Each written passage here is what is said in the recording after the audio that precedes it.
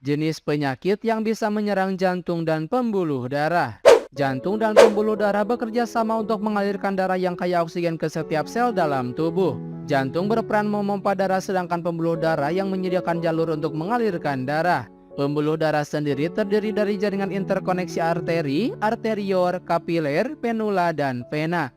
Arteri merupakan saluran yang dilalui darah, saluran yang paling besar bernama aorta. Aorta bercabang dari jantung dan terbagi menjadi banyak arteri yang lebih kecil dengan dinding otot yang menyesuaikan diameternya untuk menambah atau mengurangi aliran darah ke area tubuh.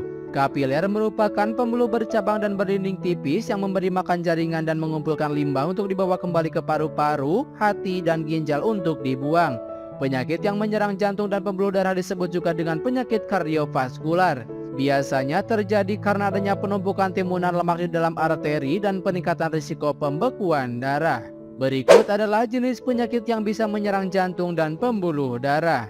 Yang pertama, penyakit jantung.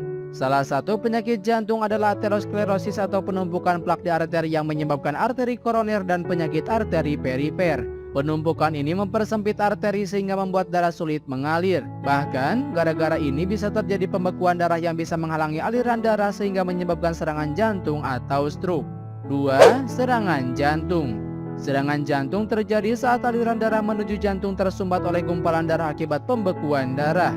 Jika gumpalan darah ini menghentikan aliran darah sepenuhnya, bagian otot jantung yang disuplai oleh arteri mulai mati. Serangan jantung bisa dicegah dengan obat-obatan dan mengubah gaya hidup. 3. Stroke. Stroke terjadi saat suplai darah ke otak terputus sehingga menyebabkan kerusakan otak karena sel otak mati. Kondisi ini mengakibatkan hilangnya fungsi yang dikendalikan otak seperti berjalan dan berbicara. Kondisi stroke yang parah juga dapat menyebabkan kematian. Ada dua jenis stroke berdasarkan penyebab terjadinya, antara lain stroke iskemik terjadi ketika pembuluh darah yang memberi makan otak tersumbat, biasanya karena ada gumpalan darah. Stroke hemoragik terjadi saat pembuluh darah otak pecah. Hal ini paling sering disebabkan oleh hipertensi atau tekanan darah tinggi yang tidak terkontrol. 4. Gagal jantung. Gagal jantung atau istilah lainnya gagal jantung kongesif adalah ketika jantung tidak bisa memompa darah seperti biasanya. Gagal jantung bukan berarti jantung berhenti berdetak, namun jantung tetap bekerja hanya saja kebutuhan tubuh akan oksigen dan tidak terpenuhi. Gagal jantung bisa menjadi lebih buruk jika tidak ditangani. Jika orang yang Anda cintai mengalami gagal jantung, sangat penting untuk mengikuti anjuran dokter. 5. Aritmia.